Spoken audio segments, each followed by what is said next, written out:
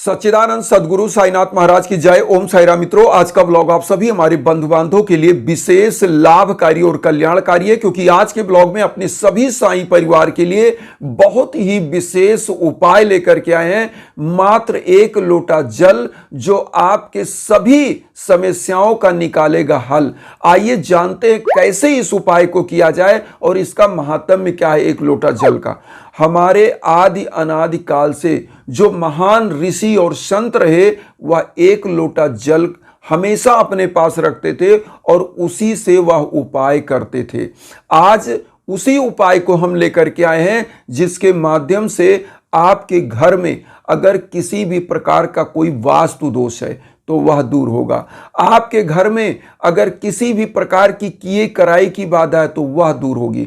आपके घर में अगर कोई नकारात्मक ऊर्जा सक्रिय चल रही है और घर परिवार के लोगों को बीमार कर रही है, या आपसी कलह बना रही है, या शादी विवाह में किसी भी प्रकार के आपके वृद्ध विकास में बाधा ला रही है, तो उसमें यह आपको सफलता प्रदान करेगी और आपके जीवन में समस्त सुख समृद्धि आएगी।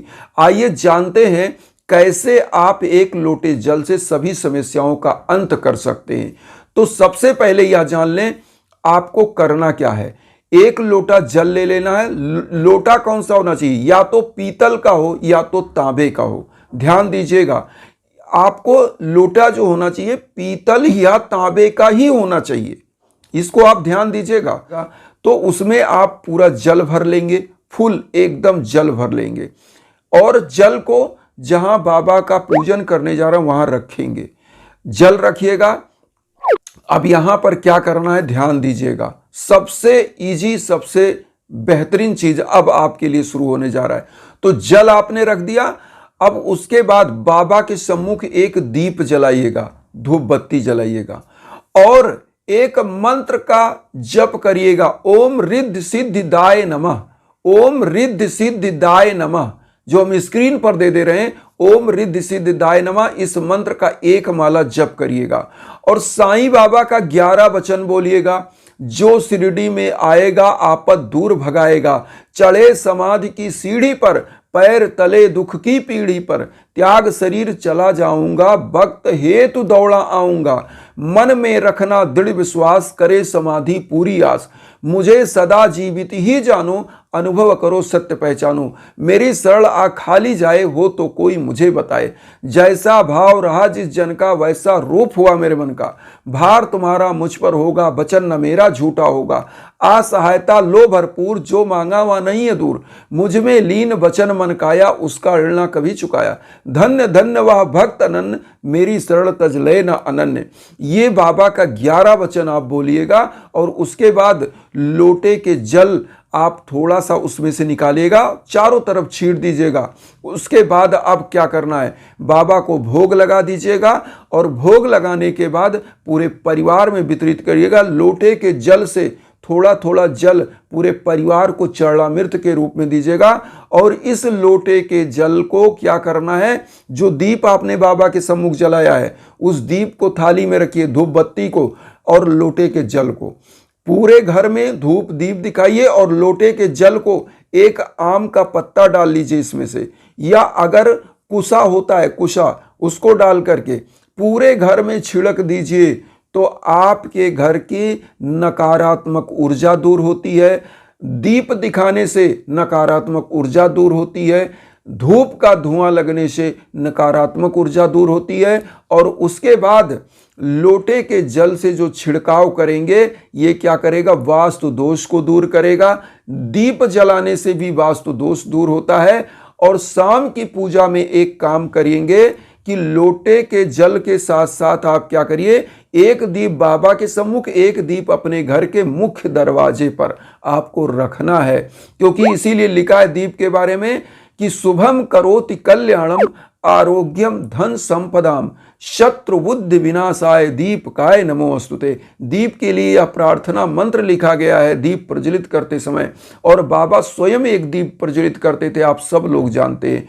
तो लोटे का जल का छिड़काव कोने कोने में करें और मुख्य दरवाजे पर जमीन से लेकर के अपने घर में हर तरफ छिड़काव करें जहां से आपके घर का एंट्री पॉइंट है। तो सुबह और शाम इस उपाय को दोनों टाइम कर सकते हैं, डेली की पूजा में कर सकते हैं, ये भी ध्यान दीजिएगा। और जब भी पूजा करें तो लोटे का जल जरूर रखना चाहिए, क्योंकि जिस प्रकार से आप भोजन करने जाते हो तो जल आपको चाहिए। ऐसे भगवान के सम्मुख जब पूजन करने जाते हैं, उनको भोग लगाते हैं, तो उनको भी जल की आवश्यकता होती है।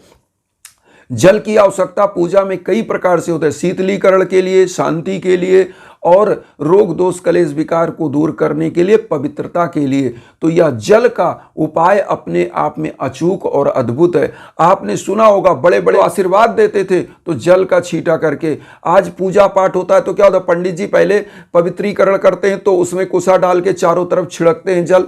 क्यों छिड़का जाता है? क्योंकि जल अपने आप में पवित्र है। जल में जो डालेंगे, जैसा डालेंगे वैसा ही जल हो जाता है। फ्रिज में रख दीजिए, बर्फ बन जाता है। तो जल की अपनी माया है। जल जहां जैसा, जो कलर डाल दोगे वही कलर हो जाएगा। जल का कोई कलर नहीं होता। जल में कोई चीज जो है अपना कलर बना भी नहीं सकता। जैसे डालोगे वैसे बन जाएगा। अगर आप शुद्धता के लिए कर रहे हो तो शुद्ध काम करेगा। आप चाहोगे कि इस जल से हमारे घर में सुख समृद्धि आए तो सुख समृद्धि लाएगा। तो यह जल अपने आप में अद्भुत है और चमत्कारिक है। इसीलिए भगवान शिव के जटा से मां गंगा ही उद्भव हो रहा है। लेकिन वहां पर आप ध्यान दीजिएगा, भगवान शिव के ऊपर जल ही चढ़ाया जाता है। शिवलिंग पर क्या है, हम सभी लोग जाते हैं, जल अर्पित करते हैं। तो क्या वहां जल की कमी है? भगवान शिव की जटा से ही मां गंगा उद्भव हो रही है, तो वहां जल की नहीं कमी है। लेकिन जल चढ़ाने से क्या होता है, भगवान को शीतलता मिलती है, और उस शीतलता के बदले में हमें भी शीतलता मिलती है, शांति मिलती है, समृद्धि मिलती है। तो इसीलिए जल का विशेष महत्व है। तो आइए आप लोगों से एक चीज और कहते हैं, अगर जीवन में किसी भी प्रकार की कोई बाधा चल रही है, जीवन में किसी प्रकार का कोई संकट चल रहा है, तो यज्ञ याजन हवन के लिए हमारे इंस्टाग्राम का लिंक वीडियो के बीच बीच में देते हैं। आप उस पर कॉल करिए, मैसेज करिए, संपर्क करिए। हमारे लायक जो संभव है जरूर करेंगे। इन्हीं भावनाओं के साथ बस दो कुटुंबकम की जो भावना हम लेकर चल रहे हैं, उसमें आप सभी लोग चैनल को सब्सक्राइब करके हमें भी अपना परिवार बनाइए। उन साईं भक्तों तक वीडियो को जरूर शेयर करिए जो किन्हीं कारणों से कष्ट में, दुख में। इसी भावना के साथ ओम साईं राम।